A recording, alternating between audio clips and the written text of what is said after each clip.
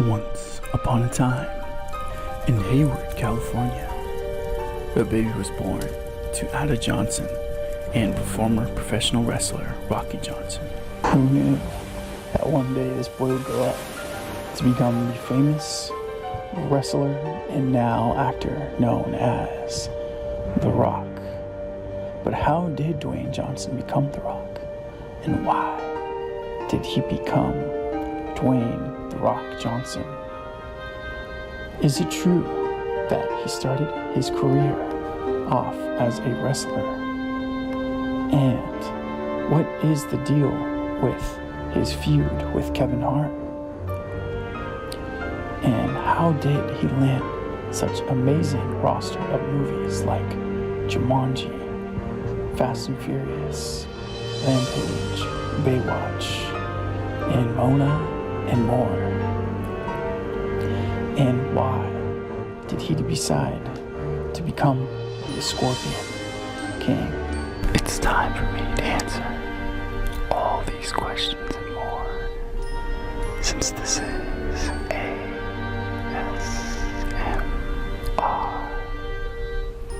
Aaron, back at it again with another daily video to help you relax. So lay back and enjoy the ride. I hope this read helps you get you through your day. Or even better, I hope this video helps you gently fall asleep. I can't wait to get started.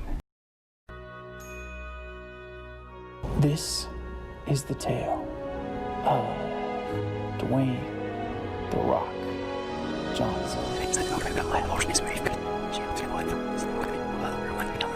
While audiences in cinemas around the world recognize him for his million-dollar smile and rippling biceps, which he uses to continually save the world from evil, his ascent from teenage delinquent to football player to wrestler and finally Hollywood mogul is still hard to fathom, despite a now several billion-dollar pedigree at the Hollywood box office.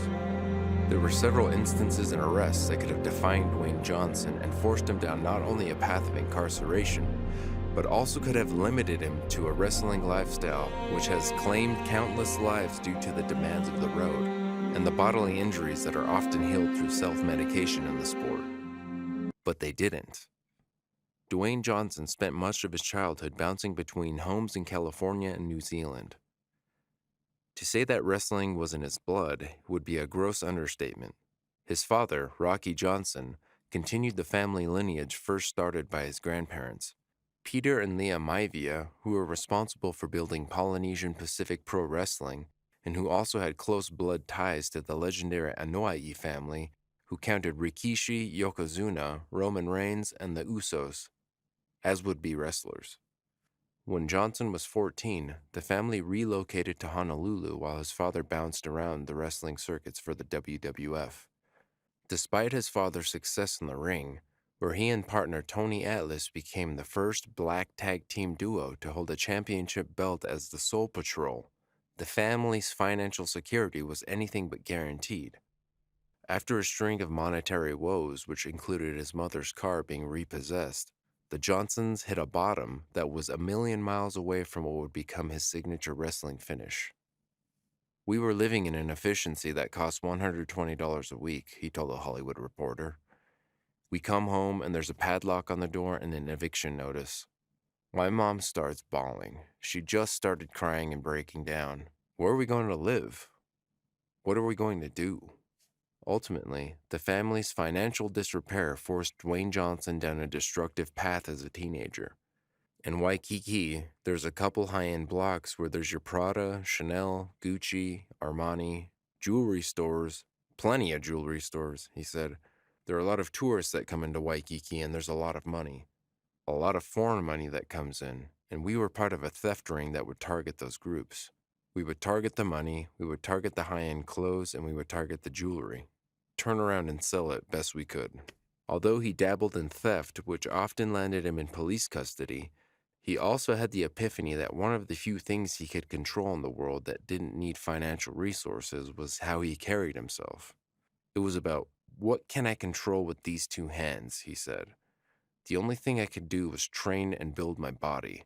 The successful men I knew were men who built their bodies. By the time Johnson was 16 years old, he was 6'4", 225 pounds. Continued to bounce around high schools in states including stops at Glencliff and McGavick High Schools in Nashville, Tennessee, before a stop at Freedom High School in Bethlehem, Pennsylvania, where he would finally put that ample frame to good use on the football field. I had a very bad mustache and a chip on my shoulder, he said. Johnson didn't actually seek out the gridiron. Rather, his teenage stubbornness had a lot to do with it. During school one day, he chose to use the teacher's lounge bathroom rather than the one reserved for students. A teacher comes in, Johnson remembers. His name is Jody Quick. Tough guy. He says, "Hey, you can't be in here." I kind of pause, look over my shoulder, and say, "Okay, I'll leave when I'm done." And I continue to wash my hands. He looked at me, didn't say a word, but he was fuming. That same night, Johnson pontificated on his behavior and decided to seek Quick out to rectify his actions. "I felt bad," he said. "I just felt bad." Johnson found Quick the next day and offered an apology. He shook my hand. I'll never forget that shake. He wouldn't let it go, and he said, "I want you to do something for me. I want you to come out and play football for me." And I went out and I played football for Jody Quick. He was our head football coach, and he became a father figure to me and mentor. As Johnson quickly flourished on the football field as an agile defensive lineman, other arenas in his life began to improve as well. My grades got better, and I started getting recruited from every college across the country, he said. My thought process started to change. That's when I started thinking about goals and what I wanted to accomplish. Johnson credits much of his success at an early age to Coach Quick. "I love that man. I'll never forget the impact that he had on my life," Johnson says. "My takeaway from that amazing relationship that I had was the empathy that he had for a punk kid who treated him so rudely and disrespectfully. He looked past that BS and said, 'I believe in you and I want to turn you around.'" After a successful high school year, Johnson accepted a scholarship to play football at the University of Miami under Coach Dennis Erickson. Although he would win a national championship, he played sparingly, starting only once and appearing in 39 games with a total of 77 tackles and 4.25 sacks.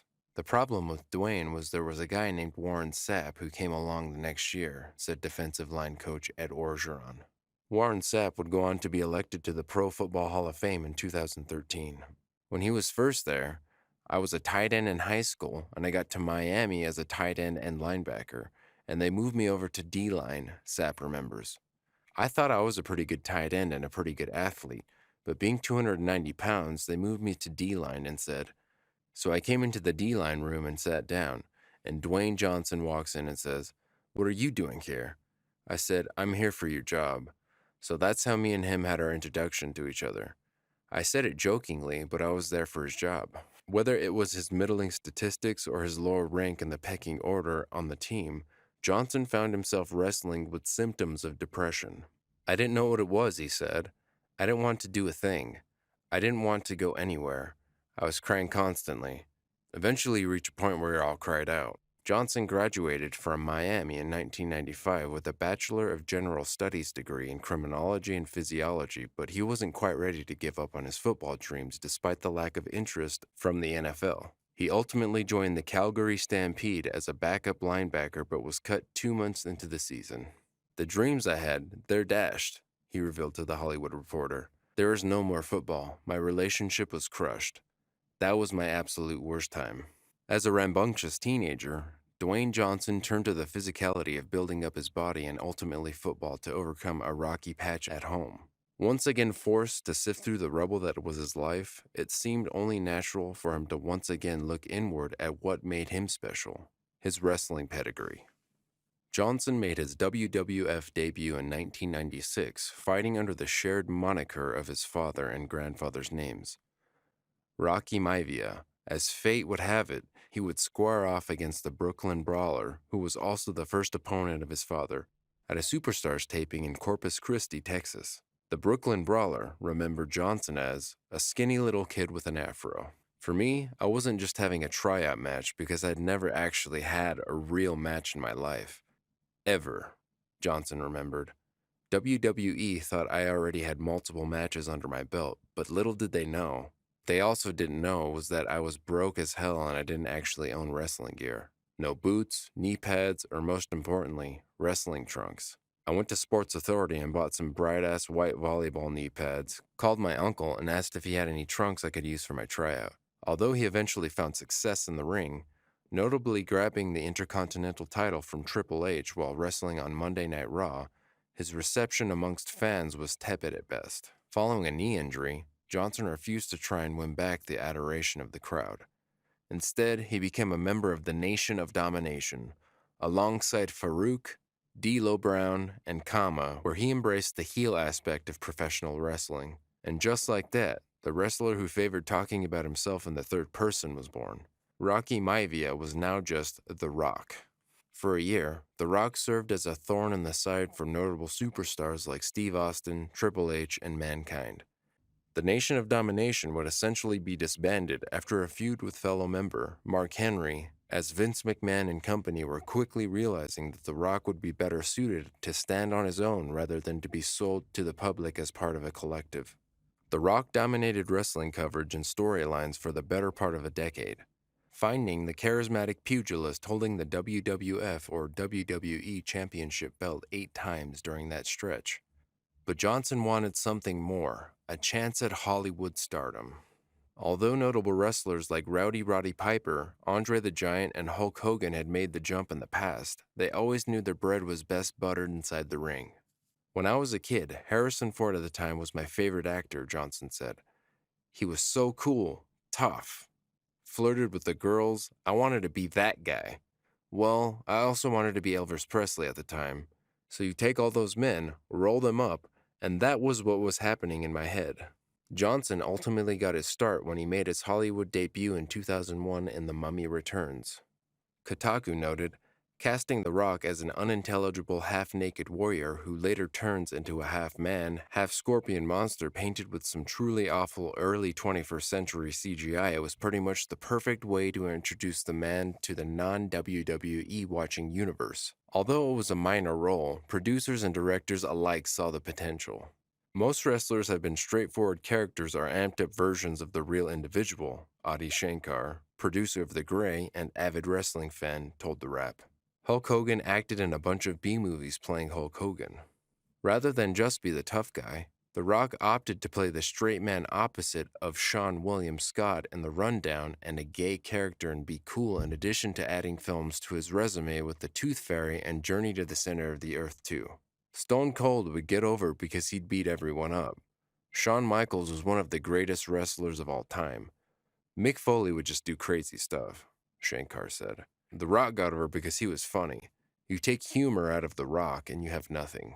In 2015, The Rock once again earned his distinction of being the top-grossing actor in all of Hollywood based off the strength of his work in San Andreas and Fast and Furious 7. Only way to start this post is with thank you, said Johnson on Instagram. World's #1 international box office star. I was blessed with this title in 2013 and now again in 2015. $1.48 billion is a lot of revenue to generate in our business in only 1 year, but it's also the important reminder that regardless of what we achieve in life, we also got to keep striving for more, staying hungrier than the rest and being grateful around every corner.